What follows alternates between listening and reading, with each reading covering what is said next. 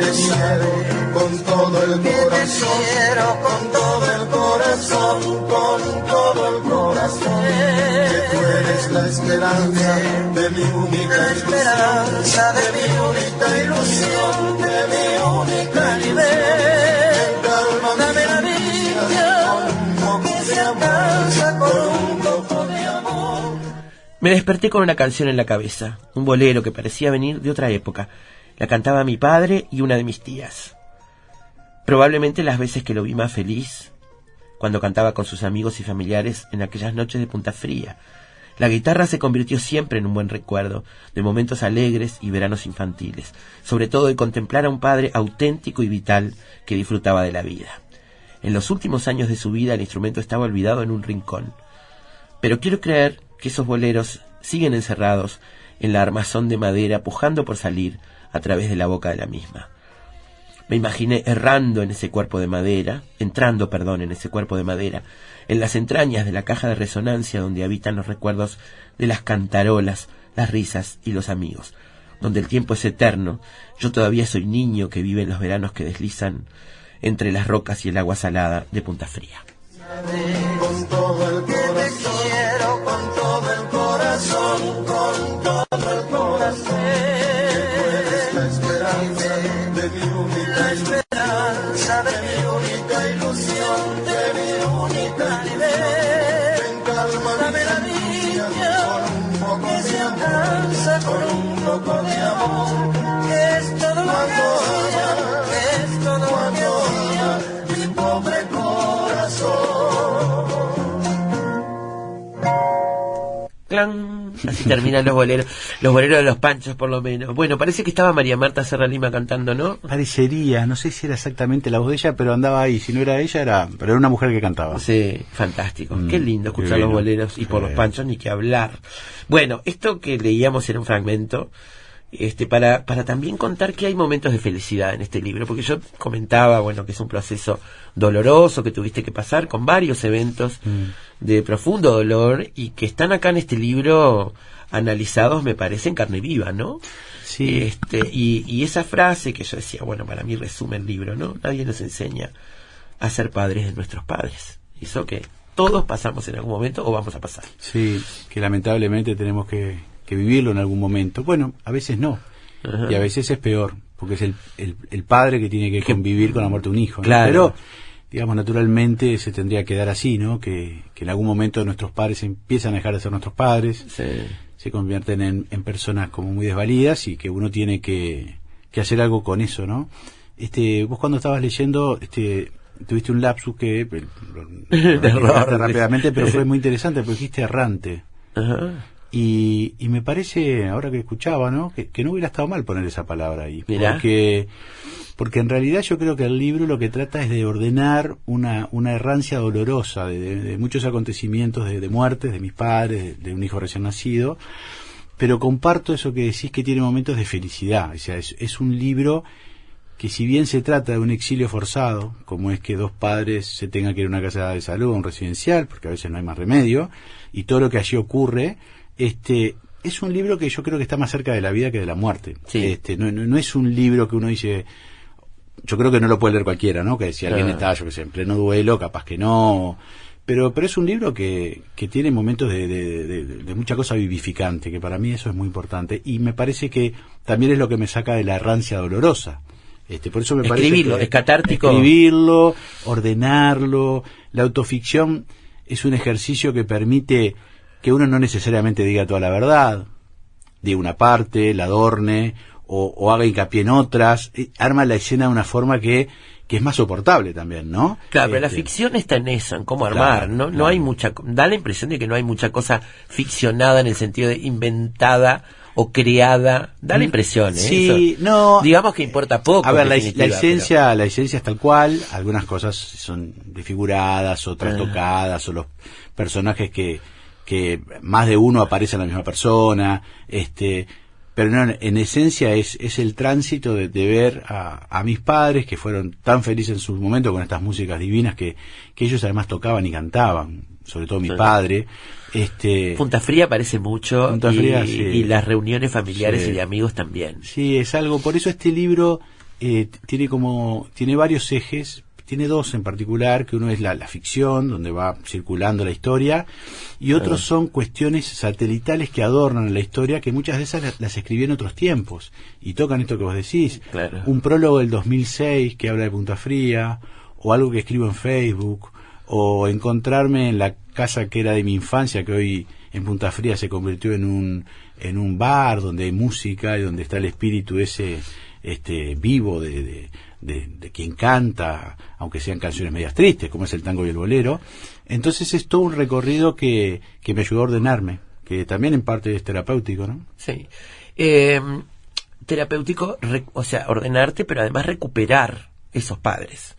Recuperar esos padres que fueron los padres, porque frente a la realidad del presente a veces se pierde aquello, ¿no? La figura de los padres. Sí. Recuperarlos también y traer esos momentos de felicidad, de lucidez, de una vida en definitiva bien vivida. Sí. Que esa es la raya que uno pasa, ¿no?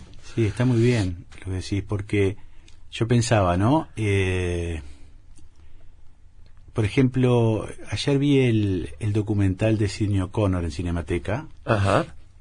Que es una historia muy terrible la de ella, porque Tremenda. es una chica que fue abusada por su madre, maltratada física, psicológicamente, y ella en el correr de su vida no tiene los recursos necesarios, porque algo ahí del padre y la madre falló, y de quienes estaban con ella conteniéndola no la contenían, donde ella increíblemente termina repitiendo de lo que le dolía, o sea, el maltrato del otro y el rechazo del otro, ella lo termina llevando a algo exponencial, ¿no? Donde todo el mundo la rechaza cuando ella rompe la foto del Papa. Sí. Entonces yo decía, en ese caso, ¿cómo Sidney O'Connor no tuvo ese otro al lado para poder ordenar la cosa de otra manera, ¿no? Sí. O un Paul Auster. Pero además qué difícil es separar el lazo materno, sí, cortarlo en el sentido de la madre fue espantosa, la peor madre del mundo, y sin embargo para ella esa foto del Papa que rompió es la foto que su madre tenía. Y ella sigue pensando y canta. Hay una canción que ella dice cada vez que la canto pienso en mi madre, que es Nothing Compares to You, y quisiera que estuviera aquí. Sí, ¿no? sí, sí. Ella nunca pudo superar, pero nunca supo superar el estrago materno, pero lo repitió todo el tiempo. Eso es lo que a mí me llama la atención, porque siempre quedó una posición de objeto de rechazo del otro, pero también por las cosas que ella hizo.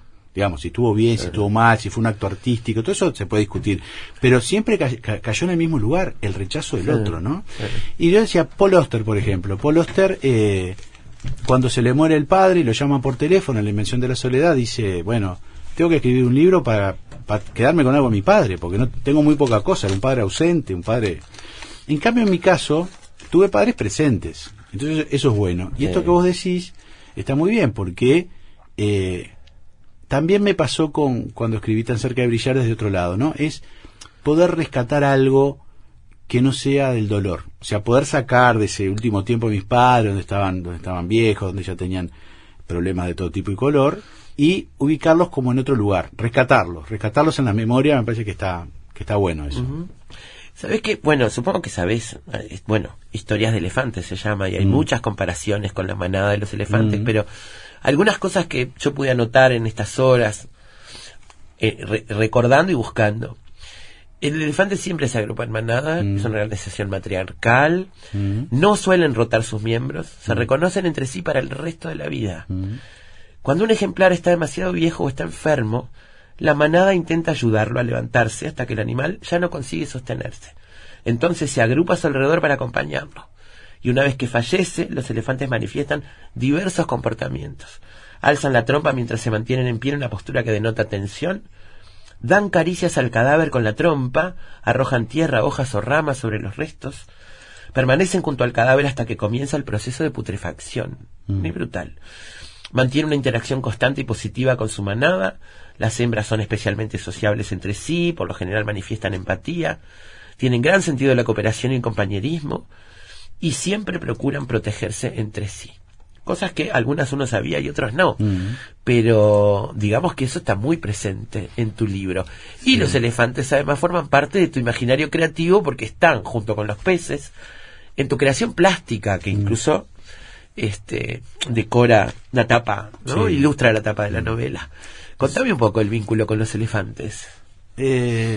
Bueno, el libro surge por una necesidad de contar una historia, que era la historia de amor de mis padres, o sea, sobre todo la despedida de mis padres, cómo mi madre me anuncia su partida y cómo mi padre venía en su búsqueda. A mí me impactó mucho. Tu madre te anuncia la partida de tu padre, de en padre. definitiva, de una manera... me anticipa. Sí. Me anticipa su muerte y su reencuentro.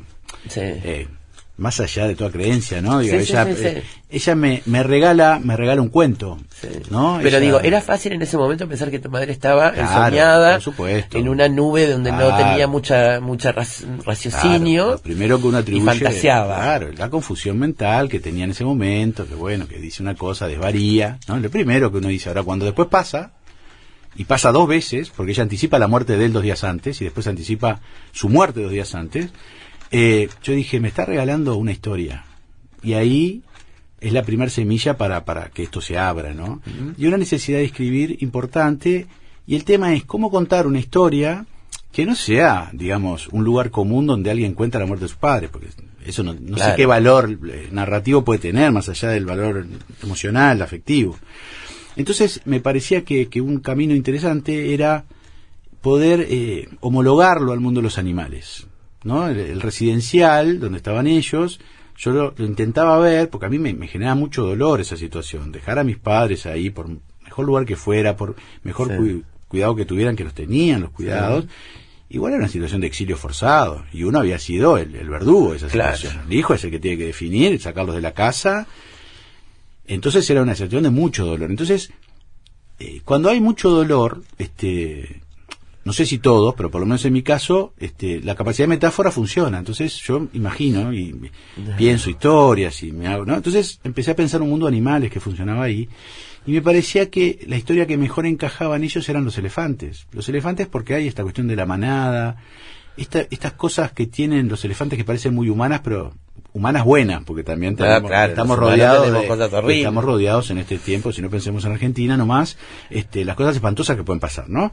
Entonces, la metáfora del elefante me parecía muy interesante, porque además el elefante es como algo infantil en el sentido que está muy presente en los niños, en los cuartos de los niños.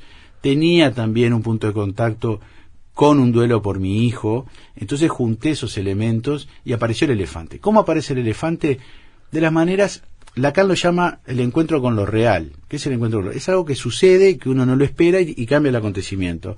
Mi hijo me trajo de Sudáfrica, cuando viaja con el colegio, me trae, él los elige, estamos hablando de un adolescente de 15 años en ese momento, me elige un regalo. O sea, no es que compra unas cosas para llevarle a los padres, ¿no? Va y me elige una familia de elefantes. ¿Por qué no sabes? Porque él vio eso que era para mí. O sea, él vio algo ahí, en esos elefantes, que se los tenía que regalar a su padre.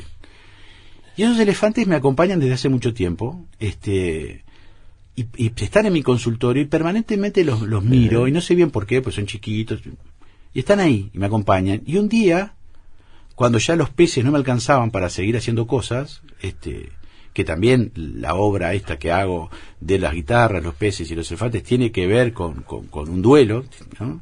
Esto empieza en el 2020, en el caso mío, digo, es esto lo que quiero hacer. Una belleza, perdón. Busquen la obra plástica de Jorge Bafico, porque la verdad que es una belleza. Muchas gracias. Los peces, los elefantes, las guitarras, todo, la madera, el hierro, la textura, lo que es reciclar cosas que están en principio descartadas. Esa es fantástico. La idea es bueno, como la vida misma, ¿no? Tratar de tomar elementos que ya no tienen valor, o que uno no quiere ver, o que uno rechaza ver, y convertirlos en otra cosa. Y ahí apareció el elefante como elemento central, y empecé a hacer cuadros de elefantes, y bueno, y terminó en el libro que tiene que ver con una manada que está diezmada, porque uno de los que está dedicado al libro es una tía que murió hace poco también, que cuando muere el libro no había salido, no había entrado en imprenta, y yo podría haber sacado su nombre, pero me parecía que el libro se escribió cuando ella estaba viva. ¿Gloria es? No, Mirta. No, me confundo con Gloria. Es el nombre que le puse que a la dueña del geriátrico, del residencial, donde es una persona muy especial, que además tiene una historia de vida que me la contó, y es lo que le hace a ella ser, tener ese lugar donde le tiene tanto amor, ¿no? A los ancianos, que Eso me pareció increíble, ¿no? Entonces me parecía que por todo eso los elefantes entraban ahí. Sí. Hay suricatas, hay Hay de todo, hay peces, suricatas, hay peces, hay ciervos, torninos, hay leones. hay leones. Son bravos los leones. Los leones son bravos. Y hay algún toro No, la ahí. leona me encantó, la leona es fantástica, es un fantástico personaje. La leona es un personaje real, a tal punto que se los di a las hijas de las leonas, que son mis primas, y le dije, yo les voy a dar este libro que ustedes lo lean y yo quiero saber si ustedes lo aprueban, porque capaz que se sentían un poco incómodas, Sí, ¿no? había, Porque a la es un leona, personaje muy fuerte, la leona, contradictorio, pero muy interesante. intenso, Sí. leonino, o sea, Sí. realmente con toda la pasión y con todas sus contradicciones que las tenía, y yo me quedé muy contento porque mis dos primas, me quieren mucho además, ¿no? Entonces tengo una relación casi como de hermanos, ¿no? Ajá. Y me dijeron que no, porque para mí era muy importante que lo que yo escribiera no incomodara al resto de la manada, vamos a decir así, Claro. porque hubiera sido un problema. Claro. Hay otra cosa, me preguntaba si ser psicoanalista, como en tu caso, sirve, ayuda en estos casos, o nada lo mismo, el proceso es el mismo, no sé, bueno, no tenés con qué comparar, pero me preguntaba eso, porque hay mucho de psicoanálisis, ya hablaremos, en este libro. Este libro yo lo escribo como hijo, pero no quiere decir que no haya una mirada psicoanalítica. De hecho, la tapa, que después yo me di cuenta, después de un tiempo, y hablando con un colega tuyo, me di cuenta que es alguien que está observando. O sea, de todos los cuadros elegí ese y eligieron ese en la editorial Planeta, de Tusquets, y es un elefante que está en una posición que perfectamente podría estar sentado, y el diván en el horizonte, ¿no? Entonces es algo ahí que indudablemente, no sé si el ser psicoanalista me ayuda o no, pero indudablemente es como el músico que cuando escucha una canción, de repente escucha los tonos, la melodía, desde otro lugar que nosotros, que escuchamos la música, o Claro. un artista plástico capaz que ve una obra y ve cosas que de repente uno no aprecia, o no sé, cada uno en su métier, ¿no? Pero indudablemente me parece que es un libro que no es psicoanalítico, pero que es psicoanalítico. Sí, hay una cosa muy relevante que aparece varias veces y que es la palabra. La palabra como concepto. Acá en Efecto Mariposa hemos aprendido con el tiempo que para el psicoanálisis lo importante es qué palabras usa uno para decir las cosas. Es decir, no importa si tuviste un sueño y quieres analizarlo, no importa lo que soñaste, importa cómo decís lo que soñaste y qué palabras elegís.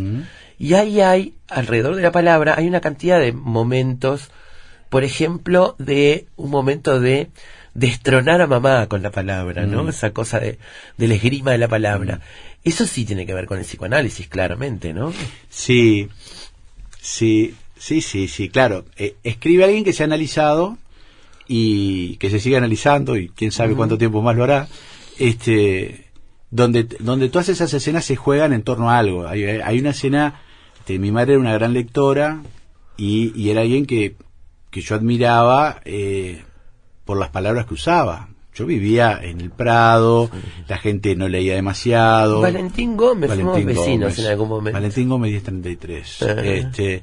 Y jugamos al fútbol y las casas no estaban llenas de libros, entonces mi casa sí tenía una biblioteca gigante que a mí, yo creo que eso me marcó mucho. Me dio como una idea de que yo podía ser intelectual. Es una cosa absurda, pero el poder de los libros, como el poder del conocimiento ahí instalado, que uno lo podía ver, aparecía, y en una discusión de adolescencia con mi madre, por una palabra que ella se equivoca, y ella no daba el brazo a torcer, entonces en vez de haber dicho, sí, la verdad me equivoqué, no era esa palabra, la defendió, pero era como yo pongo ahí algo así como que era un soldado que ya estaba herido de muerte, esa palabra no podía pelear. Entonces en la discusión, cuando ella no es que se entrega, ¿no? Pero bueno, la discusión queda Da la claro impresión de que nunca te lo perdono. No, era difícil en esas cosas, no, y bueno, yo ahí decía que había subido a la cima de las palabras, ¿no? Es un juego, era un recurso literario, metafórico, como para poder explicar algo que tiene que ver con un rasgo de amor hacia mi madre. Ayer hablaba con mi mujer que me decía, me leyó el libro y me dice, a mí una de las cosas que me gustó más del libro es que hablaste de tu madre, porque en otros libros que hablas de tus cosas, tu madre no aparece mucho, claro. Lo cual es cierto. Entonces, me parece que esa cuestión de este rasgo de amor por las letras, y ahora increíblemente, después de muerta ella, yo empiezo a hacer cuadros y obras, y yo creo que ella hubiera estado muy orgullosa. Seguramente. Pero bueno, no, lamentablemente no lo pudo ver, pero bueno, son dos rasgos que aparecen en ella, y eso es cierto también. Los peces, que también aparecen en tu obra plástica, y acá tienen una relevancia importante, aunque no estén en el título. Sí. Tienen una relevancia en la relación con tu padre. En el tema de los silencios, que también es muy importante. Contame un poco los peces y por qué aparecen acá. Y un poco Punta Fría también, ¿no? Y la pesca. Los peces yo creo que es el significante que habla de mi infancia, una infancia que tiene nostalgia, y es un problema cuando tenés la nostalgia. La nostalgia es algo que uno añora tener, no se puede olvidar, no es como que está siempre presente. Mi padre tuvo que vender la casa de Punta Fría de una forma muy abrupta, por una deuda, por la famosa tablita del 82, la malvendió. Y eso es un corte en la vida, ¿no? A él lo deprimió mucho, pues se fundió, y sobre todo perdió el lugar donde él era feliz, que era Punta Fría, eran sus amigos que venían a guitarrear, él invitaba amigos, era un tipo muy generoso, muy sociable, entonces siempre la casa estaba llena de gente. Llegó a venir, mi tío era otro loco de la guerra, así, que invitaban gente, llegó a venir, por ejemplo, Osvaldo Fatoruso, sí. No Hugo. De repente un día voy y estaba, yo no tenía ni idea, tendría 12, 13 años, ¿no? Estaba Osvaldo Fatoruso en la casa de mi tío, que se la habían prestado a él, con la novia de ese momento, una chica americana llamada Karen, divina, fue un amor que la vi, me enamoré, y después supe que era Osvaldo Fatoruso. Entonces, esas cosas locas, y él terminó tocando, yo le terminé tocando flauta, me parece, no, te voy a tocar flauta, a Osvaldo Fatoruso yo tocándole flauta, bueno, una cosa trágica, que por suerte no sabía quién era, pero si no te hubiera sentido más vergüenza la que sentí en el momento, ¿no? Entonces, ese lugar, el símbolo es el pez, que también es un símbolo que yo me identifico, si bien yo no me considero que soy un pez, en el libro queda claro que no soy un pez, y que tampoco soy un elefante, si bien tengo esos rasgos. Habla de una linda época, un poco nostálgica, digo por eso, ¿no? Porque como fue que se terminó tan abruptamente y generó tanto dolor en mi familia, haber perdido esa casa, que hasta se tuvo que vender con los muebles adentro, o sea, no se pudieron llevar nada. Entonces son situaciones traumáticas que pasan de una generación a otra, ¿no? Me parece que yo con este libro cancelo toda esa deuda. La cancelo. Claro. O sea, realmente yo me libero de todo ese peso. Bueno, hablé de ellos, hablé de Punta Fría, ya creo que hablé lo suficiente, porque en otros libros aparece también. Sí. Es una despedida. Por eso digo que creo que en esta época yo dejo de ser elefante, no dejo de pertenecer a la manada, a mi familia, a mi historia, pero me parece que ya logro salir del duelo. No deja de ser un proceso de duelo donde uno, en la escritura, eso cae de alguna manera, ¿no? Sí. Los quiero mucho a mis padres, los extraño, por supuesto, pero bueno, también entiendo que es una etapa y que puede pasar y que bueno, hay que seguir, ¿no? Lo que pasa es que me sirve la escritura para poder salir de esos lugares, ¿no? Claro. Por suerte para mí, ¿no? Claro. Bueno, yo decía en Facebook, creo que también ayuda, ¿no? A los lectores bueno, ojalá a entendernos un poco más, si fuera posible, no sé si es posible del todo, pero el camino del perdón, el perdón a otros, del perdón a sí mismo, de la reconciliación con el pasado. Creo que ayuda en eso, ¿no? Porque es una cosa tan universal, en definitiva. Claro. Más allá de que esta es tu propia experiencia, que está en carne viva, como decíamos, claro, contando cosas que son muy íntimas de la familia. Sí, yo creo que sobre todo uno se puede identificar en solventar un poco la culpa, ¿no? En apagar un poco eso que quema, ¿no? Ese fuego por dentro que algunos tenemos de, bueno, ¿y por qué? Podríamos haber hecho otra cosa. Podríamos haber dejado más tiempo que vivieran solos, podríamos haber puesto una persona, todo tiene sus pros y sus contras, sí, y todo va a tener consecuencias, pero bueno, las decisiones se toman. Lo que pasa que lo que yo viví, y también acá me alejo un poco de la situación y me pongo más como un observador en esa residencial, ver cómo dos personas son llevadas a un lugar que de repente no quieren ir, donde saben que es el final. Hay una frase para mí que es muy fuerte en el libro, cuando mi padre me dice, él acepta ir porque sabe que es la única posibilidad, y él me dice, bueno, este es el final del final. Claro. Y eso fue la frase que a mí más me pegó, más me atravesó, porque los dos sabíamos de qué se trataba la historia esta, Claro. que era el final del final. También es cierto que las manadas han cambiado, ¿no? No sé si hoy seguimos siendo manada en el sentido geográfico, topográfico del término, porque las manadas antes las manadas humanas vivían en unas enormes casas donde vivían todas las generaciones y donde los viejos terminaban sus días ahí asistidos por todos, ¿no? Sí. Donde había mujeres que no trabajaban afuera y mantenían el hogar y se ocupaban de todo y la vida era diferente. Eso cambió hace mucho tiempo. Totalmente. Y no hay ninguna alternativa muchas veces para acompañar geográficamente a los padres hasta que mueren. Yo tengo un recuerdo infantil muy fuerte de una casa grande, de una familia de vecinos, ahí en Valentín Gómez, donde a la abuela que se muere la velan en el cuarto. Sí, claro. Y a mí me generó una impresión, y yo dije, ¿y después? ¿La vida sigue acá como si nada? Eso fue una pregunta que me hice de niño, ¿no? Y, ¿qué pasa acá como en esto? Uno ve después se acuesta en esa cama donde la están velando. Era otra vida, era otro tiempo, eran otros tiempos donde la gente tenía tiempo de juntarse, de cantar, de dormir la siesta, donde no estábamos todo el tiempo corriendo.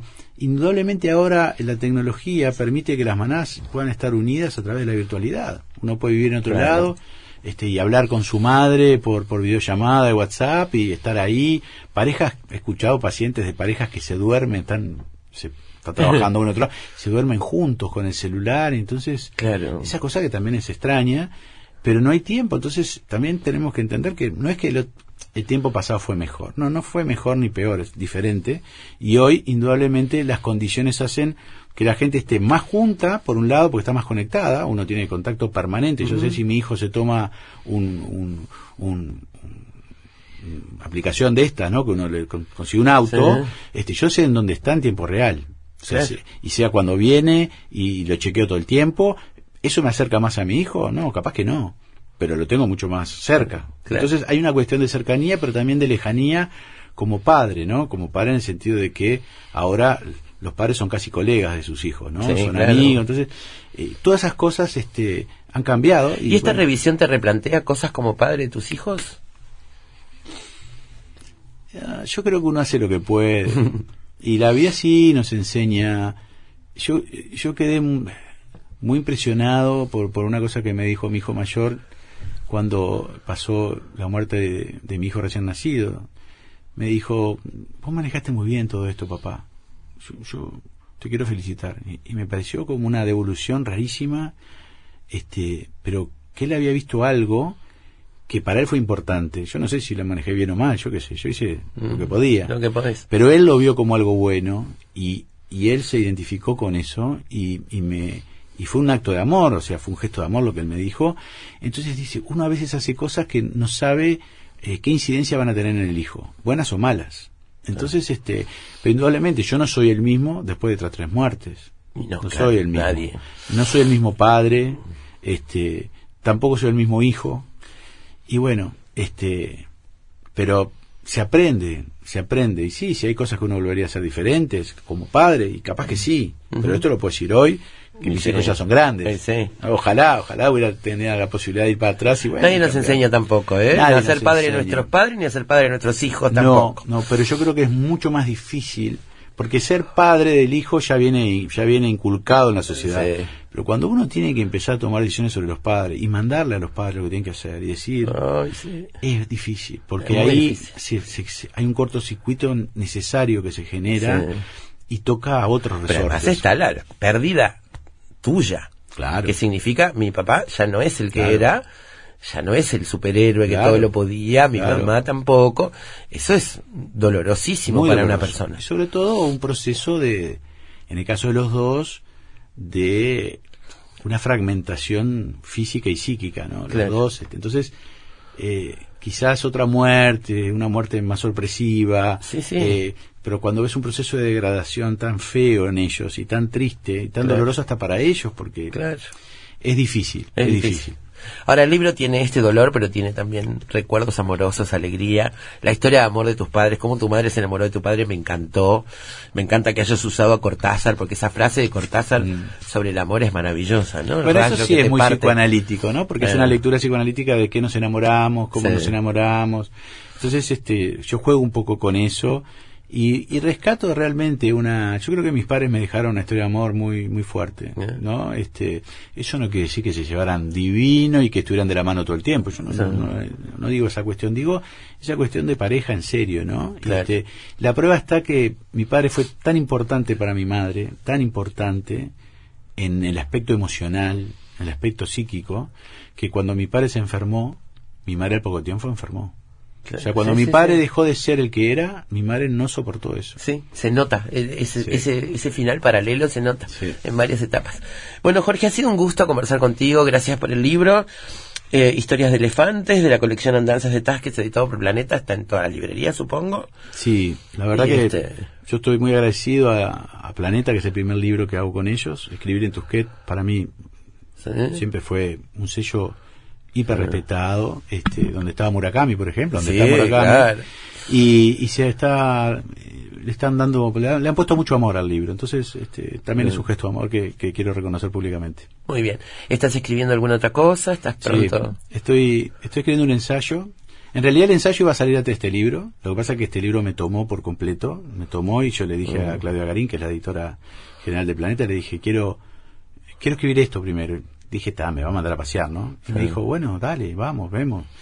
En realidad, el primer libro que iba a salir mío en Planeta era Lobos Solitarios, que es un ensayo psicoanalítico sobre estos sujetos que entran en un lugar y matan a sus compañeros, entran en una universidad, en un colegio, y trabajo algunos casos conocidos, para tratar de pensar que, a diferencia del asesino en serie, que el asesino en serie no tiene una patología determinada, pueden fluctuar entre perversión y psicosis.